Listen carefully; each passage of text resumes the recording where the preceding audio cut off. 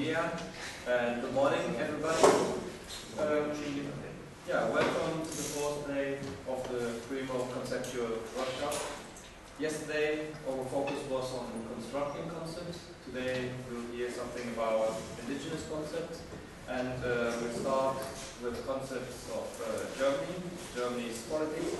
And I have the pleasure to introduce to you Patricia Daehnhardt, who will hold a presentation on this concept. She's assistant professor at the School of Social and Human Science at Lusíada University here in Lisbon. She holds a PhD in International Relations from the London School of Economics and Social Science. She's also a researcher for the Portuguese Institute of International Relations and a member of the board of International Relations section of Portuguese Political Science Association. Well, Professor Daehnhardt, I'm looking forward to your presentation and our attention is yours. Thanks very much, Stefan. Well, good morning to you all. Few but good. I suppose that's also due to some social engagements or social interest in the evening, which I think is great because that's part of doing these interchanges. So I was here on the first day. I had the occasion to speak to some of you. And what I'm going to do today is basically to speak about German concepts in the way in which 5 or 6 concepts have framed, have shaped, have constructed Germany's foreign policy discourse, Germany's foreign policy position within the European Union, and how this relates to regionalism. And in this sense, I'm going to look at Germany in the European Union, basically, and in the wider Euro-Atlantic region. And in terms of definition, I mean, we've discussed this before, particularly on the first day. But in terms of the definition, I do use Jonai's old definition of a region as a limited number of states linked by geography and interdependence, and seeing regionalism as a formation of and policies pursued by interstate groups based around regions. That's the core definition, or one of the first definitions. But I also link it to Louisa Fassett's definition in terms of seeing these regions, seeing regionalism not as a substitute for states or global institutions, but rather to see it as part of a hybrid multilateral system, a hybrid system of global governance, and still in universal institutions like the United Nations, although the regions being able to play an increasing role in the international system. So, linked to these two definitions, I do look to include constructivist analysis and constructivist approaches to the issue of regionalism, and particularly with regard to the Euro-Atlantic region, Adler and Barnett's 96 definition and analysis of what security communities are fit very well, fit perfectly with the approach that Germany brings to this issue.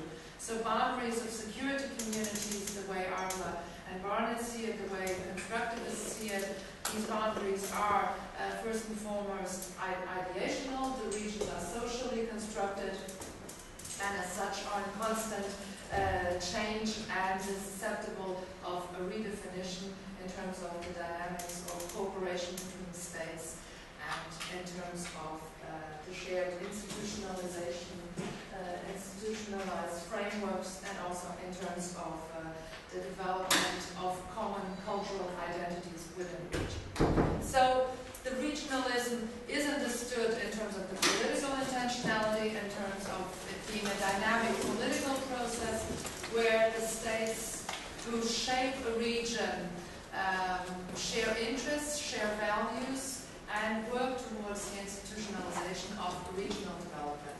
So if this sets the theoretical or the conceptual frame for Germany to act within the Euro-Atlantic region and within the European Union specifically, the question could then regionalism as such for Germany a foreign policy strategy? Is regionalism for Germany a side effect of its post-World War II identity and foreign policy identity, and what exactly is Germany's role in the shaping of the Euro-Atlantic area as a particular region, and in terms of working towards a more integrated European regionalism. And in that sense, I look basically at Germany's foreign policy identity, and I take the approach very much from a constructivist stance in terms of arguing that it's Germany's foreign policy identity which has played a very significant, if not a crucial role in terms of foreign policy definition. And from that starting point of Germany's foreign policy identity and the elements that shape this identity, I then look at the 6 concepts which I see as being relevant to explaining the concepts which underpin Germany's role in present-day regionalism.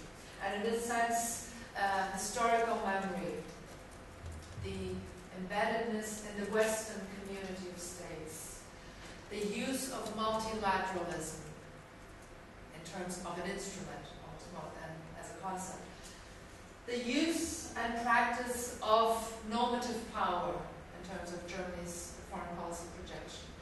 Fifthly, the question of the continuous reluctance in the use of military power and how Germany positions itself vis-à-vis international relations.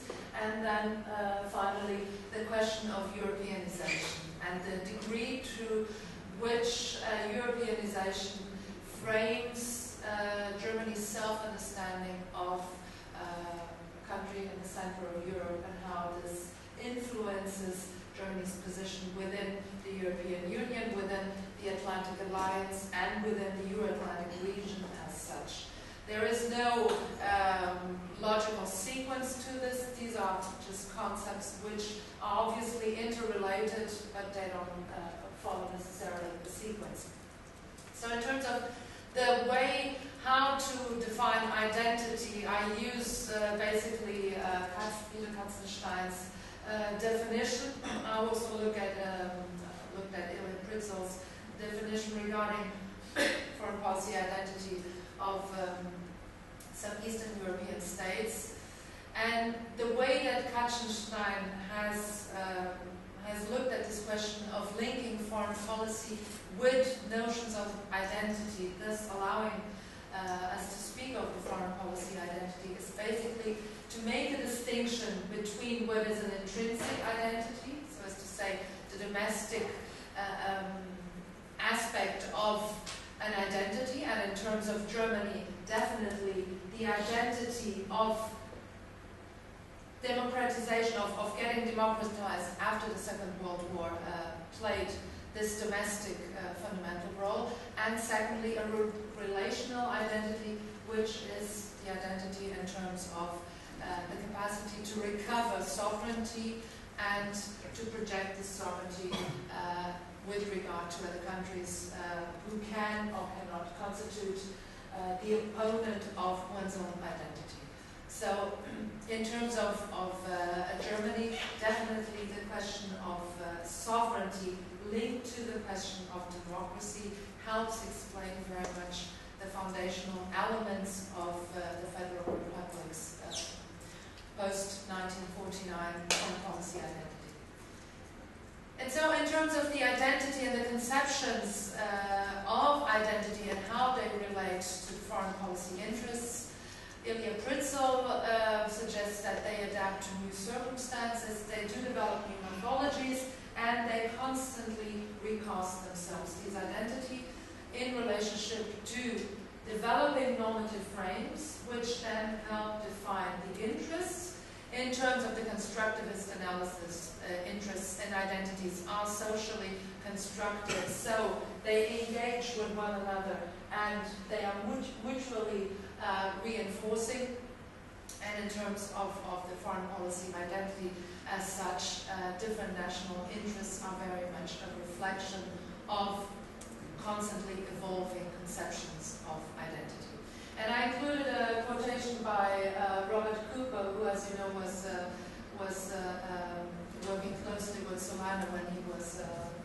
when he led, when he was High Representative, or when he was leading in the Commission. And importantly, what Robert Cooper said in his book Order and Chaos is not only is identity more important than interest in determining policy when it comes to big strategic decisions, it may also be the case that in the long run identity has more influence on others than foreign policy more conventionally conceived.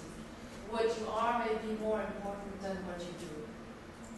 And this coming from a policy practitioner in terms of stating what you actually are and the identity that you aim to project towards your exterior might not only be relevant in determining what you are and in shaping and defining what you are, but it might also be very important in terms of the interests that you define and the strategic framework that you delineate in relationship to the foreign policy that you project towards the outside.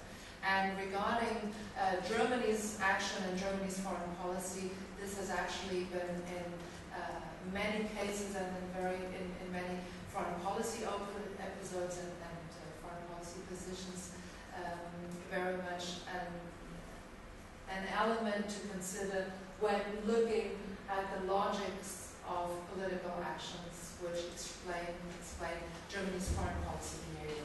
And in that sense, what Martin Olson did early 2000 was to explain and develop different logics of action, the logic of appropriateness and the logic of consequentialism, of expected consequences. It's interesting to observe Germany's foreign policy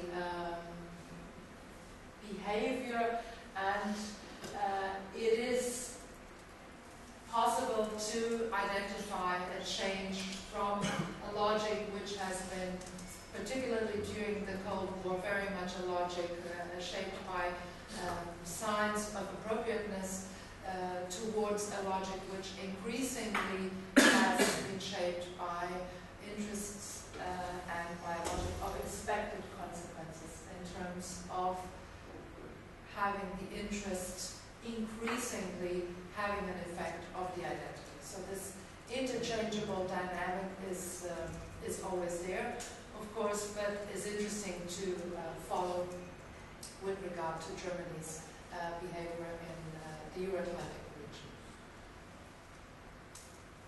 This, in terms of the identity, has very much to do with the self-understanding of Germany as having a post-national identity. I'll get back to that. The German-French reconciliation after the Second World War, and very much also to Germany's position within the transatlantic security community. And in terms of the concepts, first concept, historical memory. Is history important for states' foreign policy, for a state's position in a certain region? Of course, history is always important, but as we know, vis-a-vis Germany, it has that additional element of being absolutely crucial in terms of defining Germany's identity after the Second World War, Foreign Republic of Germany. Very much the notion and the need to work in terms of getting over the past, the so-called Vergangenheitsbewältigung, was something which framed politically very much the definition of Germany after 1949. And even today, I mean, if you look at the Holocaust Memorial in Berlin, in the center of power, in the capital, why is this there and why is it so close within the political center?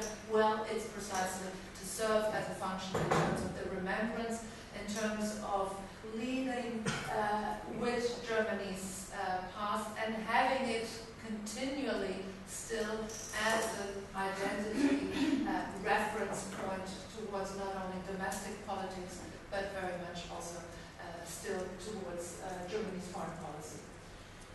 In terms of the creation and definition of Germany's foreign policy and creation of the Federal Republic as a sovereign state after 1949, after 1955, I think the important point here is also to take into account not only the history of National Socialism, but also the history of the development of Germany within the region of Europe in terms of what Germany's position was after the Peace of Westphalia. So as to say, whereas 1648 for European states meant the beginning of the modern state system, looking at Germany, it was almost the precise opposite. So as to say that whereas for most European states this was the beginning of the element of sovereignty, of the element of territoriality, leading us to where we are today, taking the European Union now. In terms of Germany's history, the end of the 30 war years actually meant the maintenance of Germany divided into hundreds of principalities and of little cities. So it was almost the opposite vis-a-vis the rest of the European countries. Why is this point relevant? It's relevant because it sort of helps understand why Germany has always had to deal with a position which is sui generis within the European region. And the European Union, in a way, was meant and is meant to overcome the special, particular position that Germany has. And in terms of this idea of Germany after unification finally having arrived and finally beginning a process of normalization of its position, of its foreign policy position, of its position within the European Union, this helps explain why the so-called German question pops up in different aspects continuously, is part of a wider interpretation of European politics and of Germany's role within these European politics and within the Euro-Atlantic region. I mean, if you have somebody as a former foreign minister, Joschka Fischer, problematizing the question of normalization and saying precisely, well, who asked the question, are we as a people normal? That in itself shows that the question of normality in German foreign policy and Germany's position within Europe, within the Euro-Atlantic region, is not totally there yet. And it's been less debated in the last few years. It has now come back in a different sense because of the Euro crisis. But when looking at concepts of German foreign policy and Germany's position within the region, certainly that is still relevant. And in terms of the definition of Germany's interests and the responsibility or the role that Germany should play in the world, and whether it should project a more responsible role and a more active role also with regard, for instance, with international interventions. Germany's historical memory in that sense still shapes that role. And for instance, vis-a-vis Israel, certainly that plays a role.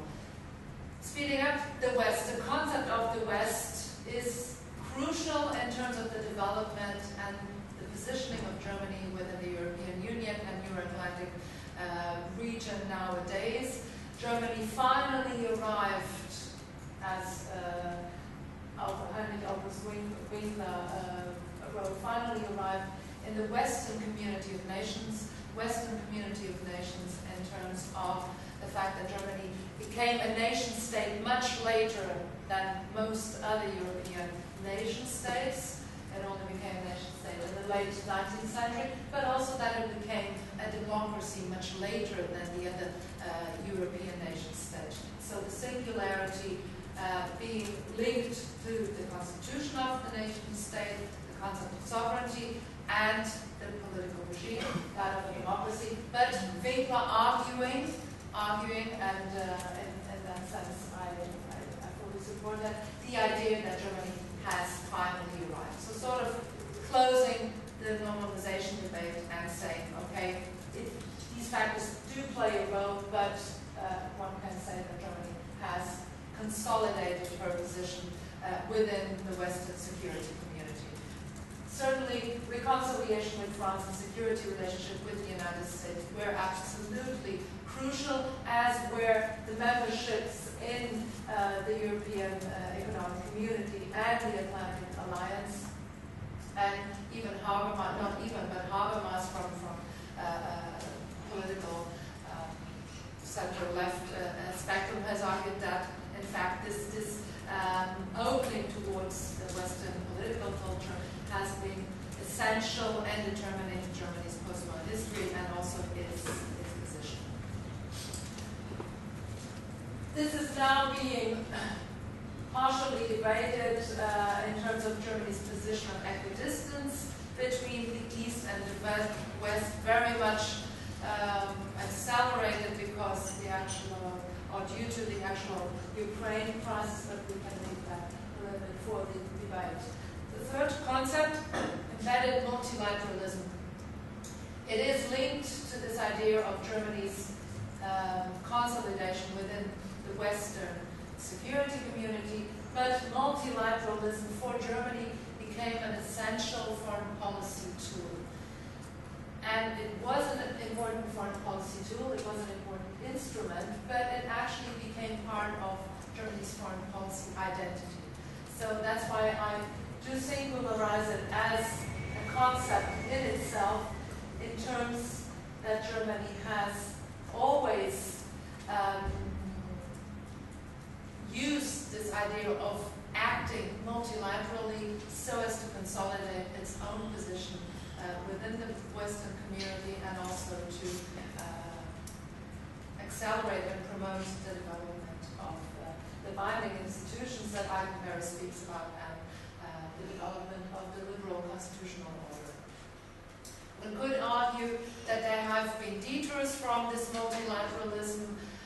Of course, when Germany's position is looked at, this is much more linked to its history, to its position. The fact that Germany positioned itself against the US in the Iraq War, or that Germany abstained from the Libya vote 2011, was seen as episodes or maybe initiating a move away from this traditional multilateralism.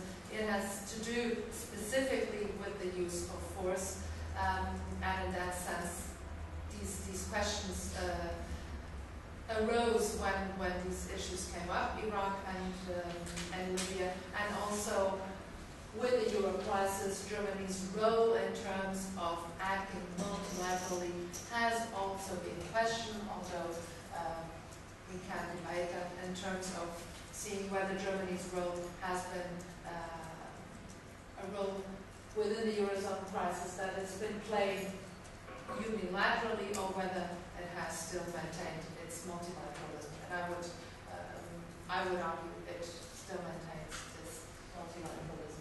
And in that sense, Germany's position within the Western community and its embedded multilateralism, almost automatic multilateralism, contributes towards the development of regionalism in terms of the development of the cooperative and integrationist stance of Germany.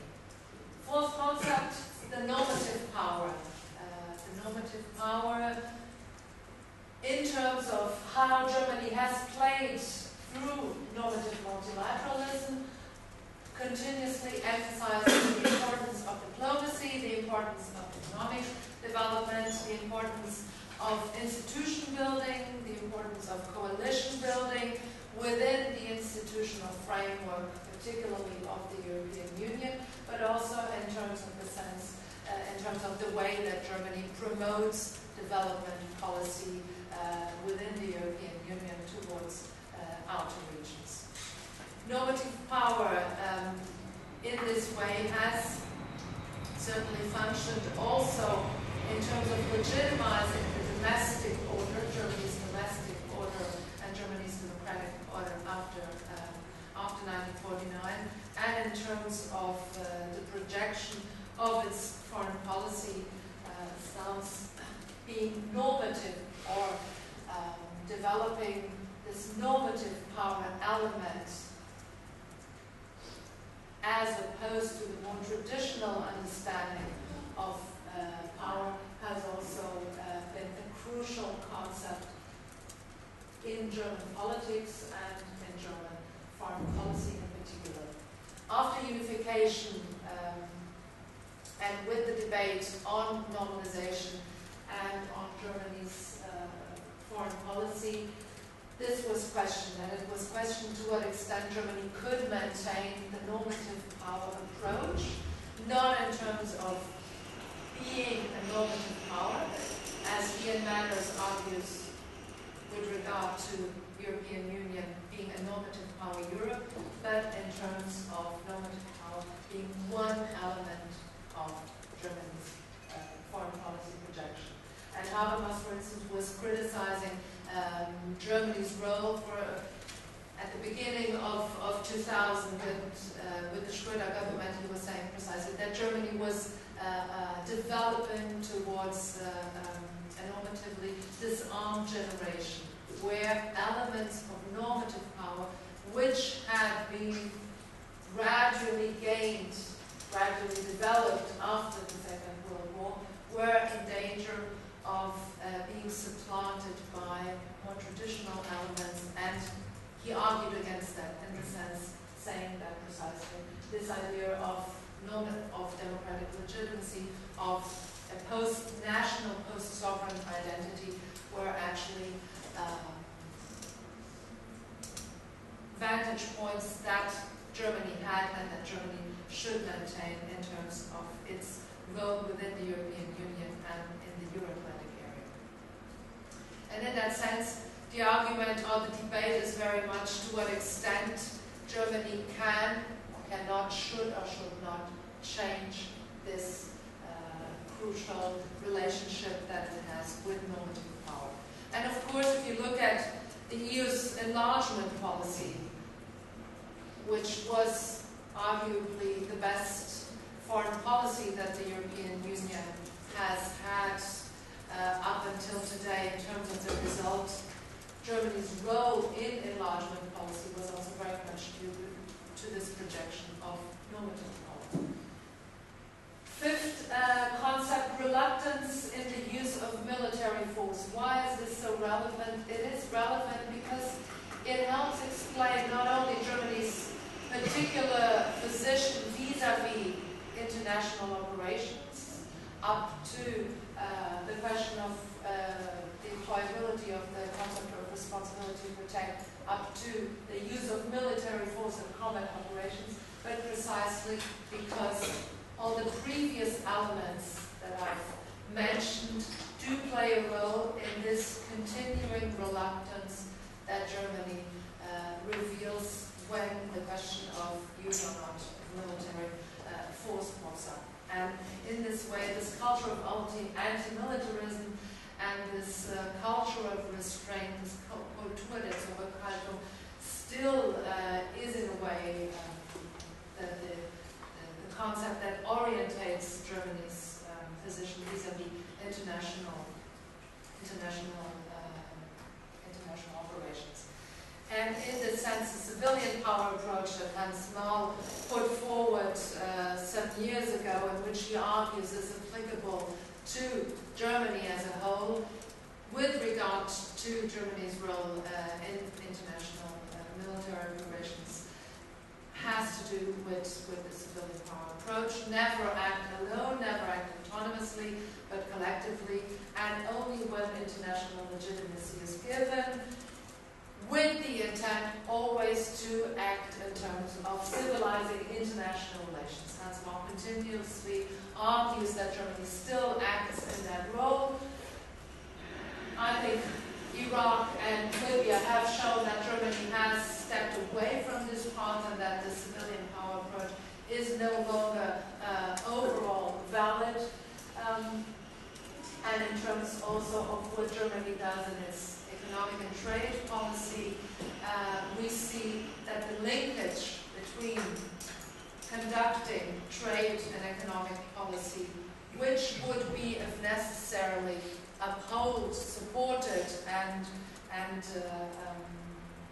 defended by the need to pursue interventions, if necessary military interventions, is not consensual within German politics.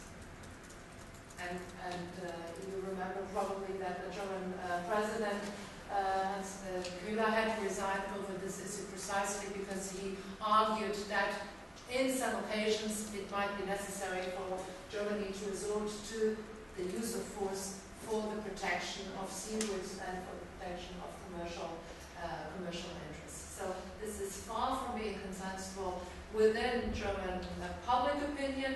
It is also not really consensus within the Bundestag and within the political elite. And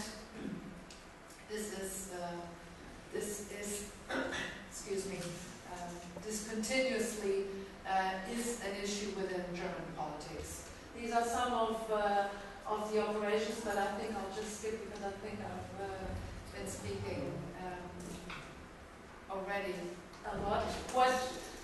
The point I would want to make is that last year at the Munich Security Conference, precisely a year ago, an informal setting which gathers the world political elite that debates political, economic, and security issues. It was interesting to see how the German President Gauck, how the Foreign Minister Steinmeier, and how the Defense Minister von der Leyen, not together, but all in their discourses and their speeches, made the argument that Germany finally had to assume more international responsibility, should play a more decisive role in international politics, keeping its normative power elements, not rejecting the normative power elements, but accepting that to play this more responsible role on the international stage, it would have to include all sorts of elements of power projection, including, if necessary, and this was very much Gauck's speech, including, if necessary, the use of force to be able that certain interests, multilateral interests, but also the interests of a stable international order would be preserved. And if somebody is unsuspiciously positioned to make that sort of argument, it would be somebody as Joachim Gauck. So what we see is, in terms of the political elite walking towards, arguing towards the need for Germany to play a more assertive role, certainly not negating or rejecting the principles which have framed its foreign policy so far, but accepting that the increased expectations that Germany's partners have vis-à-vis Germany have to be responded to, have to be addressed by the German political elite, by the country itself, and particularly with regard to the Ukrainian crisis, I would argue that one can say that Germany has played here an increasingly important role,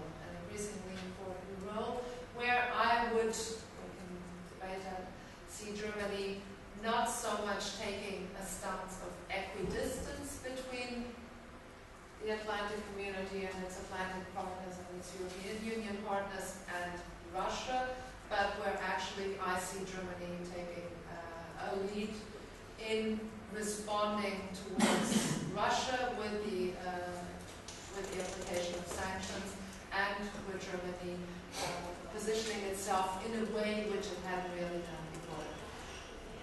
In terms of its relationship with other emerging powers, very interesting with India, China, Brazil, South Africa, also with Russia before the crisis, Germany developing, defining a bilateral relationship. I mean, notwithstanding the relevance of the Euro-Atlantic region, of Germany's role in regionalism and European regionalism, a position can be identified whereby Germany supports the European Union's so-called strategic partnerships with these great emerging powers, but where in fact Germany very much through a commercial and trade policy follows a very bilateral policy of defending its economic and trade interests. And if you look at the way the German-China relationship has evolved, certainly that argument is very much supported by these very close links. And also, curiously enough, by Germany's public opinion's position that China is increasingly regarded as an important economic partner with whom Germany should in fact continuously engage and maintain this important bilateral relationship. Fifth and relevant concept as well, the Europeanization. This in itself is certainly a complex issue in terms of looking at how member states, EU member states, develop their policy, develop their identities and interests vis-a-vis Brussels, and how this in turn reflects back in terms of developing a Europeanized position. Germany here has played an absolutely relevant role together with France, in a different way with France certainly, but relevant in terms of Germany's identity being in fact also an identity that can be characterized as that of a Europeanized state. Europeanized state in what way? In the way that during the 40 years of European integration, Germany, Federal Republic, worked towards increasing congruence between German and European institutions, between German and European interests and identity, not for altruistic reasons, but very much as a way of legitimizing its own position and consolidating its sovereignty within the European economic community. So it was a two-way engagement, it was a two-way interaction which certainly served Germany's interests, but which at the same time served to develop this increasing level of Europeanization and developing a synergy between European interests and German interests, which functioned well during the period of the Cold War, because the strains on the EC were also less significant, but which, with increasing integration after the Maastricht Treaty, have been increasingly questioned, to the point of some authors questioning to what extent it can still be argued that Germany remains a Europeanized state, and the Eurozone crisis certainly continuously raises this question. To what extent is Germany a Europeanized state still, in the sense of the Europeanized nature that it had during the period of the Cold War and before unification? Finally, with Germany's, looking at Germany's position vis-a-vis the emerging regional powers, vis-a-vis Russia, China, but also on a different level, vis-a-vis the United States, relations with Russia are always crucial, and crucial when looking at Germany's position within European regionalism, within the Euro-Atlantic security community. Russia tried, after the end of the Cold War, to propose, to put forward some ideas of a European security architecture, which didn't really receive great impetus or a positive reaction from Europe, none from the United States. But in terms of Germany's positioning vis-à-vis Russia, I think ultimately with this question of the Ukraine crisis and with Russia's violation of the Bucharest Memorandum regarding Ukraine's sovereignty, Germany's position regarding Russia has certainly changed and might change to the extent also of leading to a change in Germany's security position. To what extent can Germany maintain the security policy it has if Russia consolidates its more aggressive or certainly revisionist stance vis-à-vis Europe and vis-à-vis the Atlantic Alliance? China very much perceived as a trading partner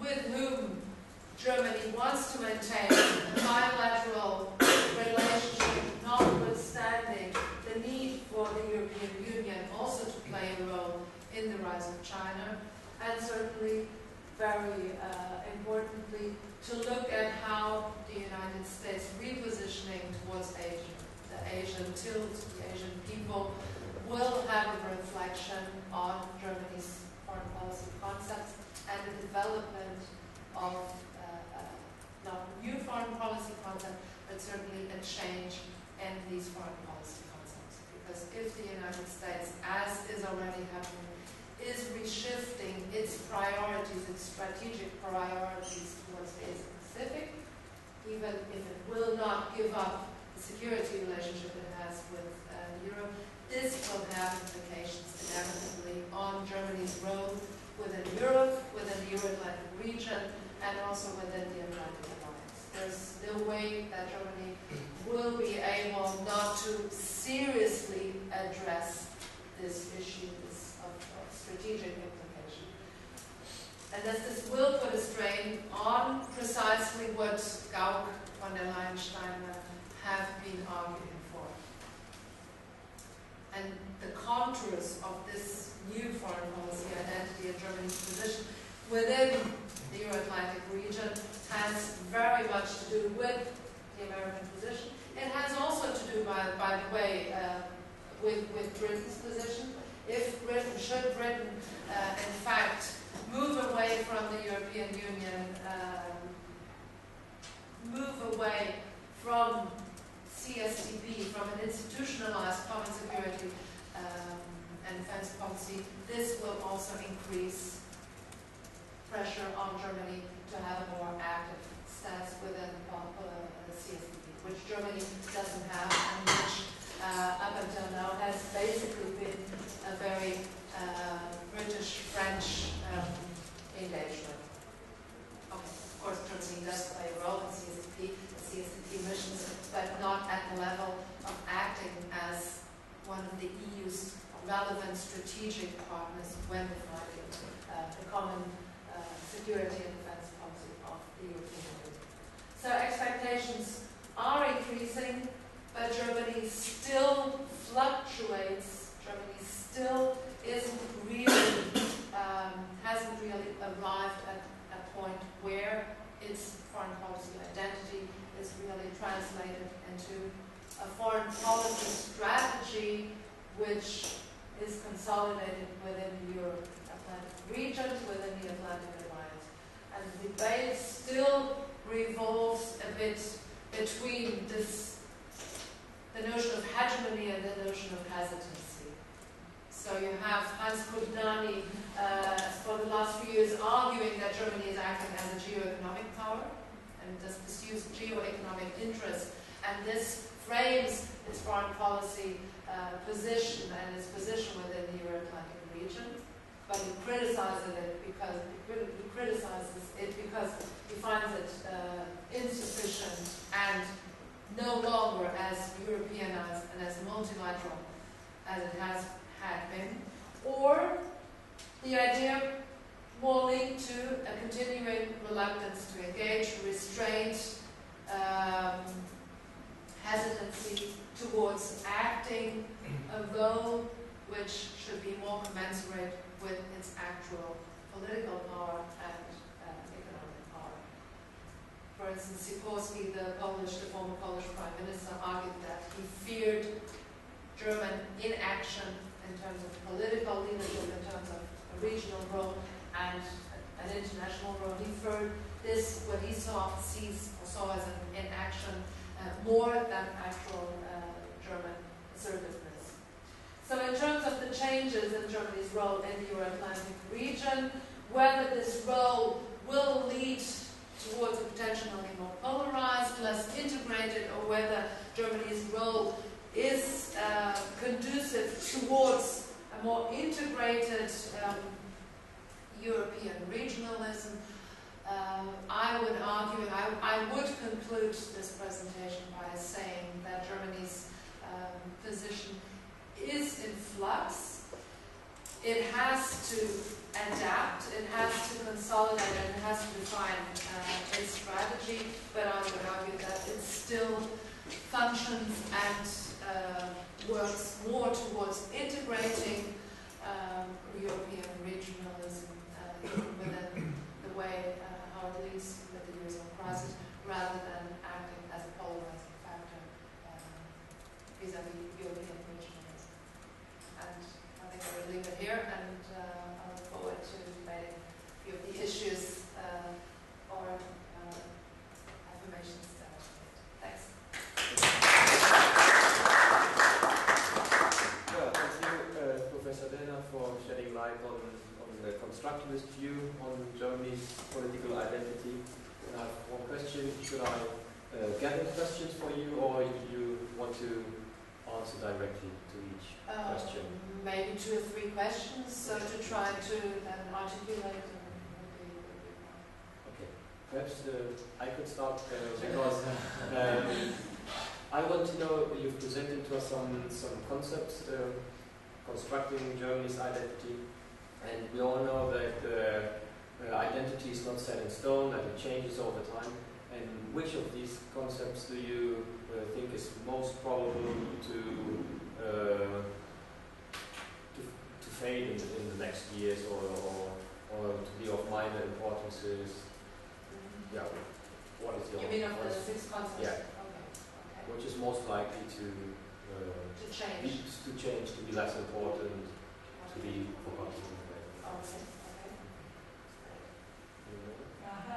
Thank you for your presentation. I have 2 questions. One related to enlargement, specifically to Turkey. I would like to know whether you think that German opposition to Turkey membership is mainly rooted on economic or identity concerns. I mean, we have a Turkish colleague here. Maybe it's interesting to hear his opinion on it, if it wants. And the other thing that I would like you to do is to deconstruct a bit the foreign policy making process, because as far as I know, foreign policy is maybe something that depends heavily on Merkel. I mean, the role of the foreign minister is not that strong, that important. I would like you to describe a bit how foreign policy is shaped in your country, which is the role of who does what, and what is the role especially of this economic lobbies that are so important when it comes to foreign policy, particularly Russia. Thank you. Okay, first we take Martin's questioning, and then. Yeah, thank you very much about this topic. I'm really interested in foreign policy, and especially in the context of our PRIMO program and about the discussion on regional powers and German foreign policy, because I think one of my theses, I wrote my master thesis on this topic, that Germany has regional power through European integration. That Germany uses institutional integration to become like a regional power and to have influence in its regions. If you take some concept of regional power, one of the most important category is that this power actually has an influence in the regional policy making process, and not only strong but also has influence. And I can maybe comment on your last question, but actually I find very interesting in recent years the role not of the foreign minister but of the German finance minister in European power and European policy making. Because if you take a look at the last elections in Germany, so the biggest question is who's become the finance minister. It was not who's become the foreign minister. So this is one of the very interesting things, how one specific policy field in the concept of European integration gives one state the possibility to shape regional politics and thereby be like the important power, maybe more small leadership. It's not hegemony, but I would argue that maybe you can know that. Okay. We'll answer the questions first and then we take them. Yes, that's fine. Regarding your question, Stefan, which of these 6 concepts is most likely to fade away? I think they all ought to be articulated together. I think certainly the memory will never fade away in Germany. I think Ian Buruma has shown this very, very well in his Wages of Guilt book.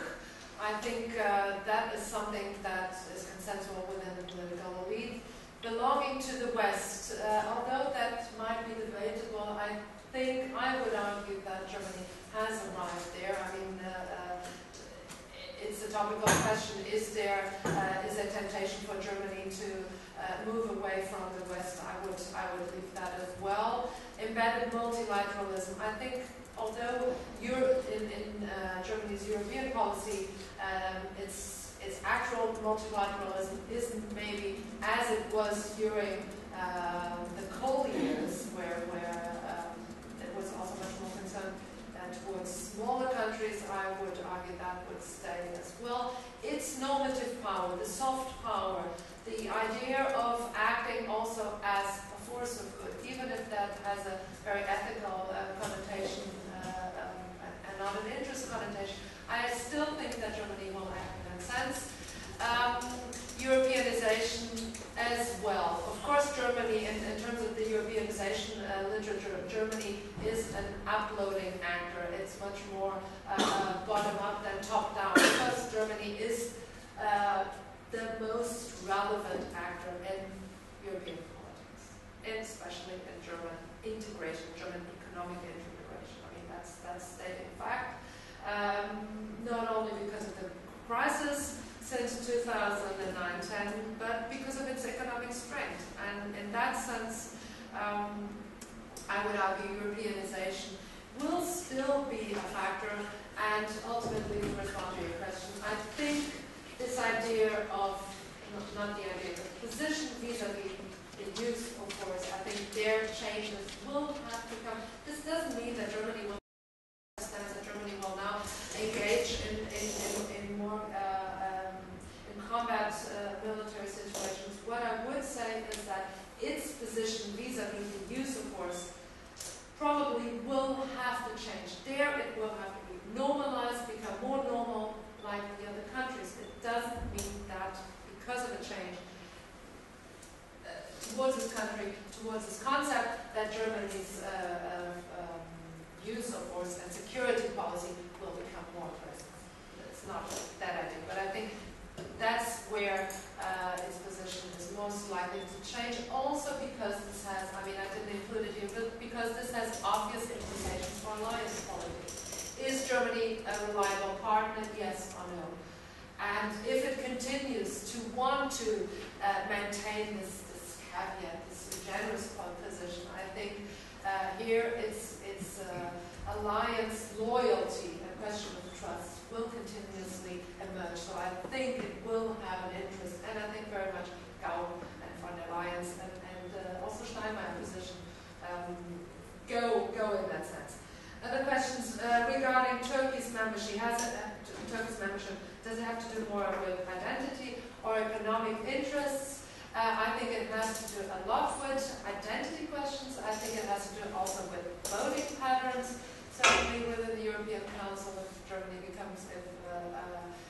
would no longer be the most populous state within the European Union, but if Turkey would quickly become the state, the member with the biggest voting numbers. But I do think it has to do with identity, and it's not by chance response that it was a center-left government, Schröder-Fischer government, who was willing to have Turkey become an EU member, or certainly accelerate the negotiations, whereas it's now a center-right coalition government which has argued for a privileged partnership and rejects integration. So I do think more than it being economic interest, although I couldn't substantiate the degree to which that actually would have had Germany's economic interest, but I think it's very much to do with identity. I think it does have to do with identity, religion. I think it also has a geopolitical factor,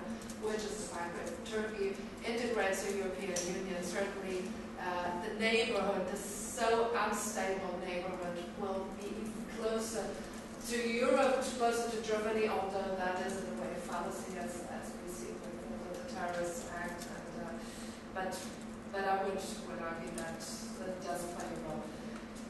The foreign policy making process, in terms of the economic lobby, in terms of the Bundestag, the Bundestag role is essential. And you were right when you say, well, the foreign minister is not that important. It is a ministry which usually is given to the smaller coalition partner. It is a ministry which is, especially with regard to European politics, which European politics has a minor role, certainly because the Chancellor has the predominant competence to decide European policy. And as Martin has said, the finance minister has, as we've seen, Schäuble has almost the most important role within leading with the Eurozone crisis, but also with the further steps towards integration. I mean, what we've seen with the creation of the banking union, six-packs, two-pack, fiscal compound, that has all to do with the choices that the German finance minister puts on the table. Of course, we can criticize that, and we can and should have a critical stance towards it, but at the same time, this is very much how policy making in Germany is done and how policy making within the European Union is done. And certainly economics has reached a point where it defines interests, and it reflects also Germany's identity. Germany's identity as a trading state, Germany's identity as, in fact, a geo-economic power. And you can argue it in critical terms, like Hans Kugnani does, or you can state it as a fact, and be less subjective in the sense that this is how Germany has acted. And regarding your argument of how Germany uses integration, I fully agree. I mean, that's what membership was all about. Yes, Germany developed normative power, but certainly membership in the European community was absolutely instrumental, and Germany developed institutional power. I think I also put that word on the slide. Simon Bulmer developed this notion of different sorts of power, different phases of German power, and you're absolutely right. Institutional power, the way that Germany positions itself with regard to certain institutions working towards integration, certainly gave it leverage to decide the future of European integration. And it does so now very much through deciding to using this institutional power in terms of its institutional financial power and institutional economic power. That's certainly true. I don't know if replied to the questions. Well, there were two questions, one from Professor Spector and Bruno Reichen. You want to ask questions? Just very quickly, I'm completely ignorant about the subject, so I'm asking from sheer ignorance. But there are two things that struck me in the presentation, and are these. You showed a slide where you showed that about half of the German population think of themselves as belonging to the West, and about 49% think of them as a more intermediary position. And I can see and understand why that would be the terms of public debate at home. And this is not new, of course, one could go all the way back to the 60s and 70s. But that runs so counter to what seems to me to be the chief organizing structuring relationship for Germany, which is the association with the United States, that I find it very hard. Is it because the governing elites are somewhat divorced from what's national sentiment?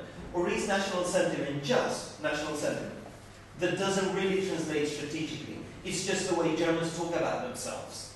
And it's slightly detached from the actual geopolitical realities of the German contemporary state. So that's one thing.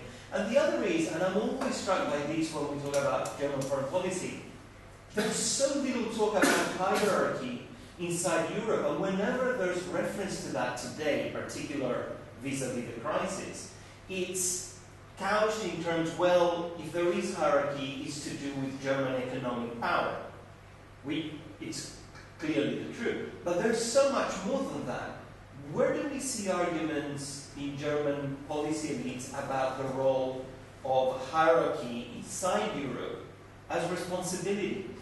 There's so much in German foreign policy language to do with the special responsibilities of Germany within Europe that has so much hierarchical baggage, and I'm always trying to understand why that doesn't come out more clearly in the way Germans talk about what they do in the world. No. Maybe not. No, the last point when you say hierarchy within European politics, Germany's role within European politics, and then how you make the linkage, how do you articulate that with Germany's position in the role?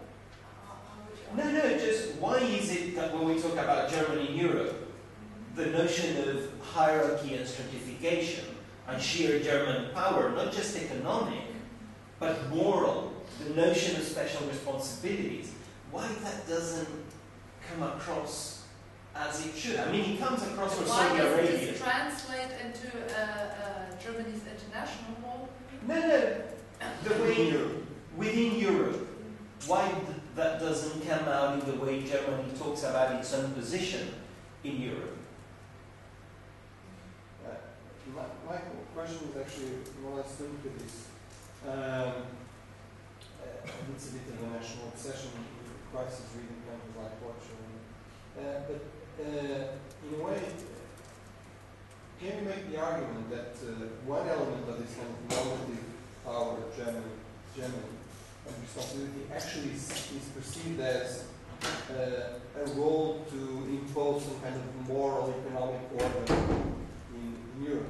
Meaning, you can say, well, actually, because Germany is the major power in Europe and it sees itself as a normative power, from a Southern European perspective, this would mean, well, Germany has special responsibilities.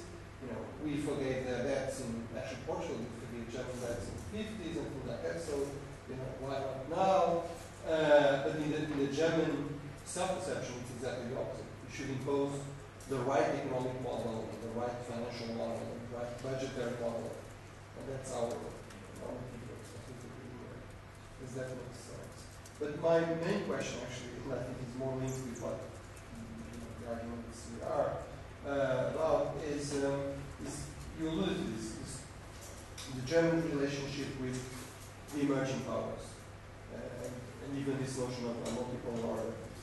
Can you make the case that Germany is bilaterally developing special relationships, namely in terms of trade, which is very important, ignoring the European Union and all the rhetoric about Europe as a priority for Germany, with China, with Brazil, with India, with all of these emerging powers? How do you analyze that? Is this the case? How do you analyze that? It's just another example of German economic realpolitik, which is very important.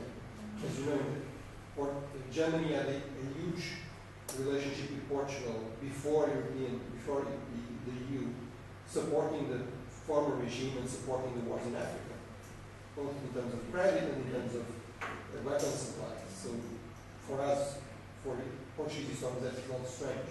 That there is still a realpolitik element in German policy linked with this trading power. That's one thing. Any more? Actually, I have 3 questions, so I might need to wait for the next round, or how do you prefer? Maybe, okay, I'll answer. I'll try to answer your question in terms of German public opinion detached from political allegiances. I think you're partially right. I think German public opinion is not really that interested in foreign policy, nothing comparable to, say, French foreign policy, say, British foreign policy. It's certainly interested when there is a crisis or an intervention. Certainly, Iraq got people very involved, no question about that. But generally speaking, I would say it's possible to say that there is a detachment between public opinion and the political elite. At the same time, I would say that the German elite, and you see that especially now with the Merkel government, especially Merkel, she's extremely keen, as far as I gather it, to accompany public opinion sentiment. So as to say that, especially with regard to international interventions and this reluctance, knowing full well that there wouldn't really be public opinion support. On the other hand, the Bundestag has to always legitimize these operations. So certainly relevant, very relevant role in terms of parliamentary consensus and position towards agreeing with these interventions. Hierarchy in Europe, not only this idea of economic power, but also a special responsibility in terms of a hierarchical baggage. I still don't really get the way you're asking. You're saying that to what extent are Germans aware of or don't want to accept this position of power within Europe, that they don't use it in terms of discourse, or that they try not to even use it in their rhetoric because they hope that if they don't talk about it, it won't be perceived as something. My assumption is that there is an awful lot of hierarchical politics going on, and special responsibilities very much rule the way Germans conceive of the European space, and this crisis is a good example of that, and yet that doesn't come across in the discourse. So is it because... In the German discourse. In the German discourse. Yes, it doesn't come across because knowingly that they've changed their position of power. And in what way has the position of power changed? It has changed in terms of, it used to be German-French, motor, locomotive, alliance, partnership, and now you have basically just Germany, because France simply isn't there. And why is France not there? Is it because of Germany's increase of power? Also, is it because of France's diminishment of power and need for structural reforms and in a bad position now in the Eurozone crisis? So, no, Germans or German politicians, the elite doesn't frame the discourse as such. Why would it really frame it as such, knowing that this changed position is very much criticized in our country, is a national position or not, in Britain? Well, but many regional powers, this is really interesting, you see, because many regional powers understand that it is of the essence of their power that they talk that talk. Yes. So China in Asia, or Iran in the Middle East, and Turkey in the Middle East, and South Africa in Africa, will talk the talk. Some regional powers won't, so Brazil won't. But I just find it fascinating that Germany won, because it's so patently evident. And it's what everyone else is talking about. Look at the way he framed his question from Portugal. I just find it the disconnect between how these people talk and how people in Berlin conceive of hierarchy. And I keep thinking, should one worry about this? A very, very interesting, good point. Just a slight footnote. My country is actually Portugal. Yes. So, although I'm German by jus sanguinis or by, well, also probably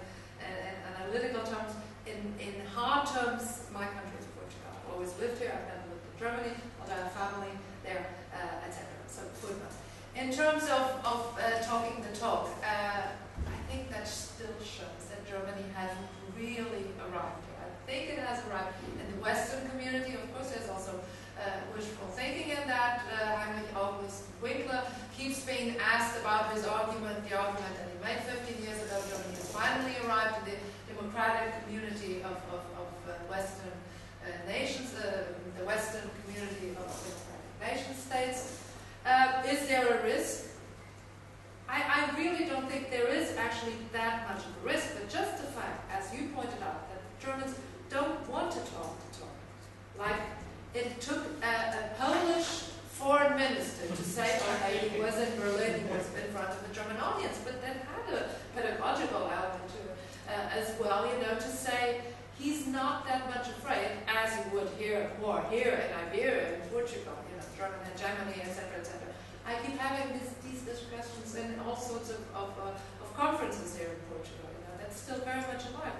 This fear of a revival of German hegemony. Because of the memory thing you mentioned in the first slide. The memory thing, yes. So we should worry because something is brewing that is not being named, and the exercise of power goes on anyway. Look at Pegida. Look at the Pegida movement. Of course, it's a movement in a European country, but no, it's not a movement in a European country. It's in Germany. So even though you have UKIP, even though the Front National is so much stronger as a political force, you know, when it's the alternative for Germany, when it's Pegida, it has a different perception. The reaction and the analysis outside of Germany are different. The reactions and analysis within Germany are different. So the point I want to make also is where would Germany be if, in fact, it had the talk that a regional power is supposed to give, you know? Yes, we want leadership, but we would say Portuguese leadership QB. So leadership as much as it would need to take, you know, enough leadership, but not really the German leadership, which has historical connotations. So it's very difficult. It's very difficult for a German politician to actually frame and write the speech, give a discourse and construct a discourse which is domestically acceptable towards the wider political elite, but which is also acceptable for a European elite.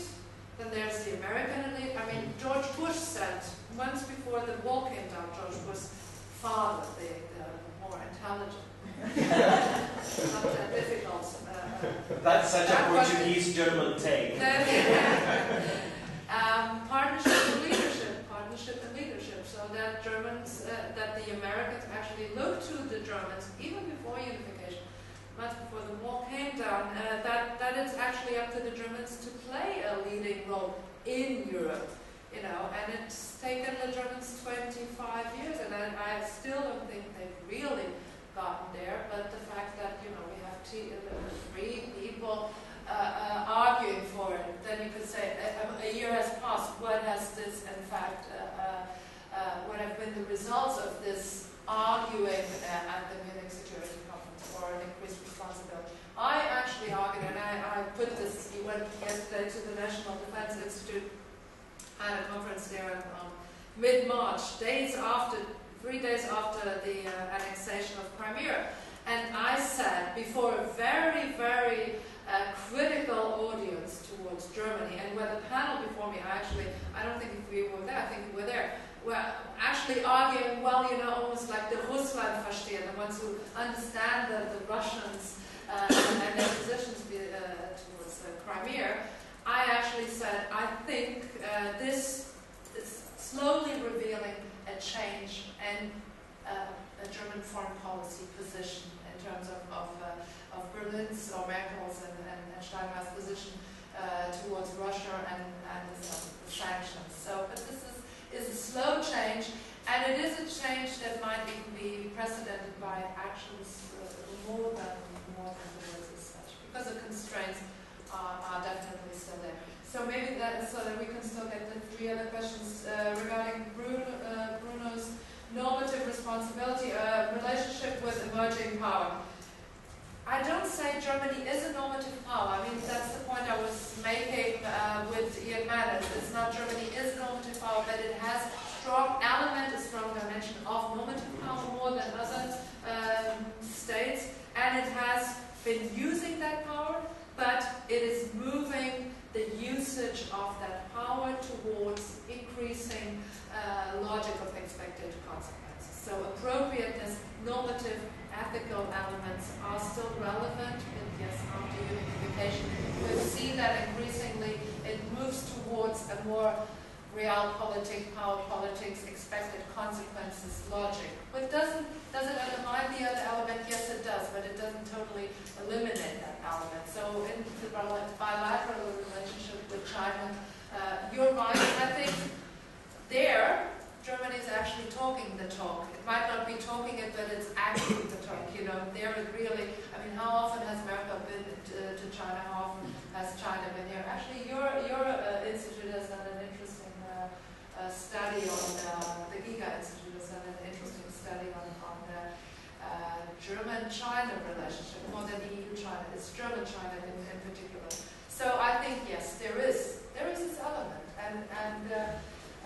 but then the elite doesn't negate, what's the word? No nega. It doesn't deny. Exactly, sorry. And it everyone doesn't deny. is playing that game. I mean, Portugal is very proud of the fact that China said Portugal is one of the 5 top countries in the EU for China. Well, of course, they keep buying our formal national industry. No surprise. Yeah. So I have 3, but none of them. There's only one of them is long. So the first one is when did Germany start using these normative power elements? So when did they start to occur in German foreign policy in the post-Second World War period? The second question is reluctance and anti-militarism. How does this fit with the fact that Germany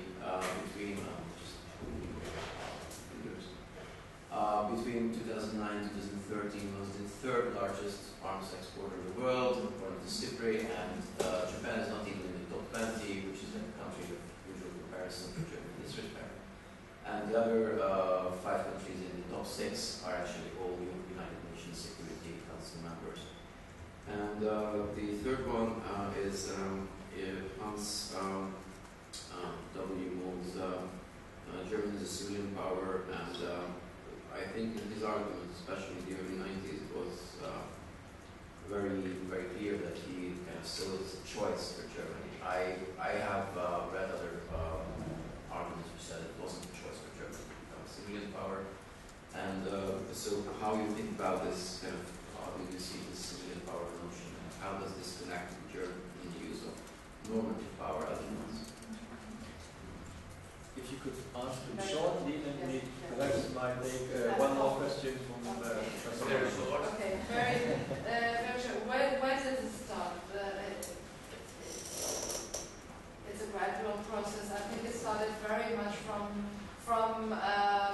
the moment that within its future partners there was this openness towards integrating Germany in the Atlantic Alliance, 55, also the European integration process, German-French reconciliation. So it developed, but I think very much EC membership. EC membership was the focal, the impulse which allowed for Germany to develop its institutional power and from there on to consolidate its normative power.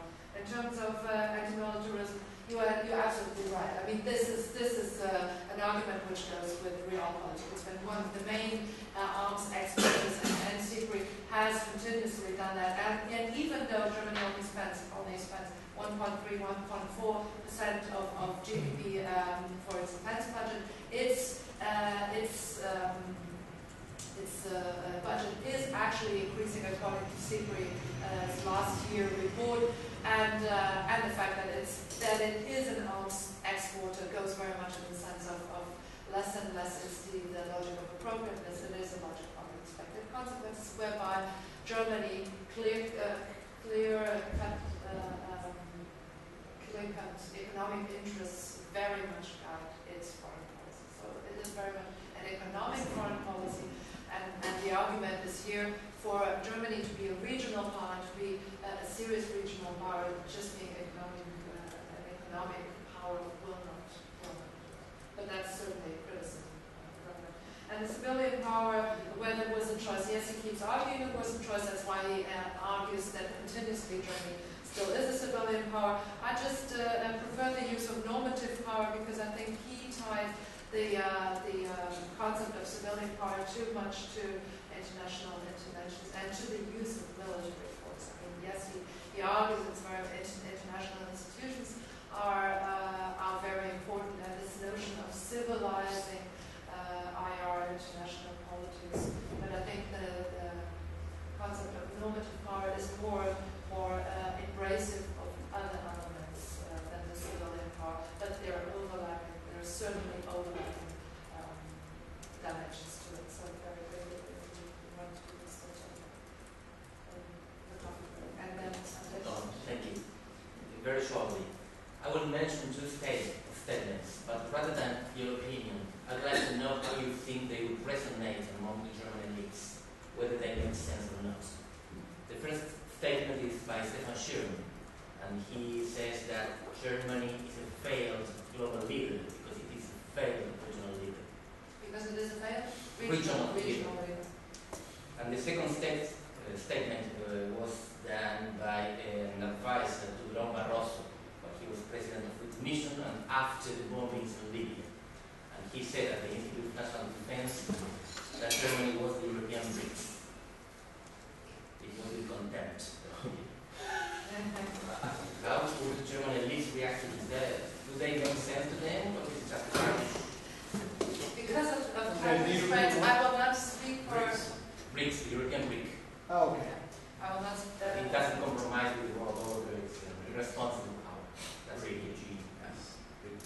BRICS.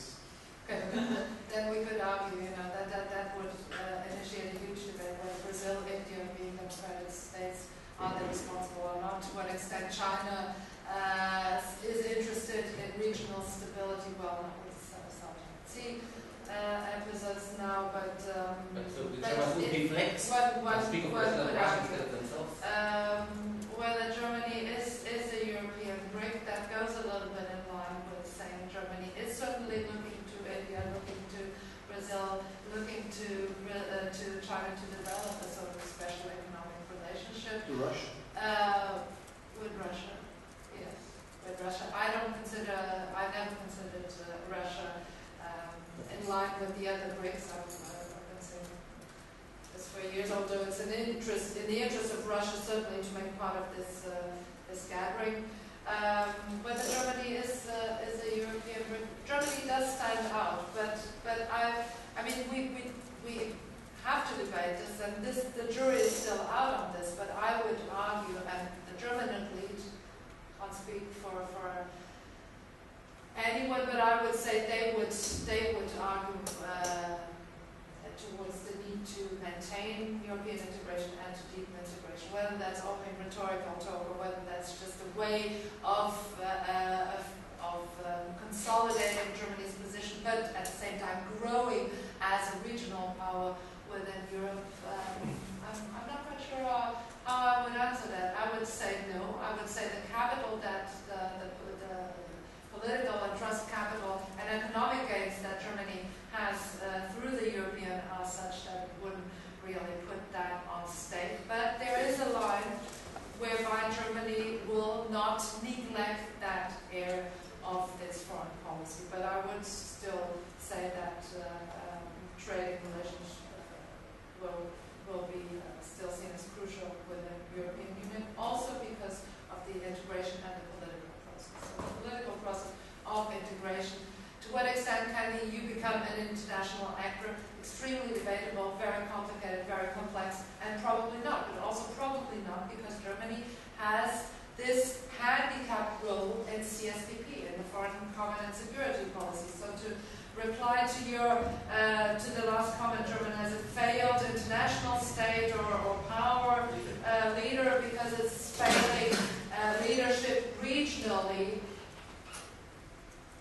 I'm not sure to what extent Germany wants to be an international leader. Certainly not an international leader. I think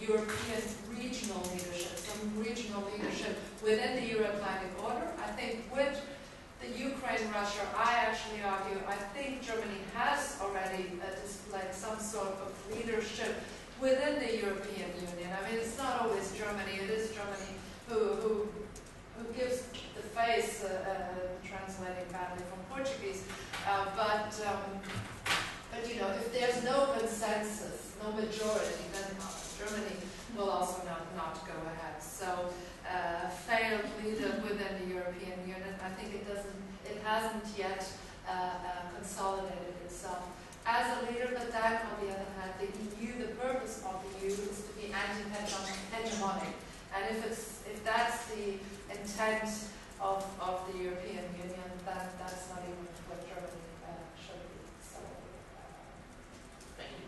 I'll leave the question. Okay, thanks very much. Very stimulating debate, and I hope contributed a little bit. Thanks very much.